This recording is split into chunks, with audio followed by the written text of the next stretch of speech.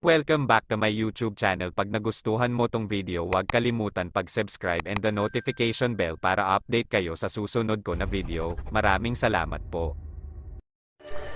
So, ayan po mga ka-repair, ito na po yung DIY natin na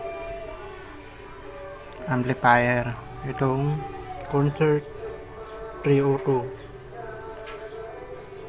May binago lang tayo dito sa kanyang loob. Wala na po yung kanyang original na nakalagay dito. Ito po yung kanyang original. Ito po yung nakalagay po dito sa kanyang casing.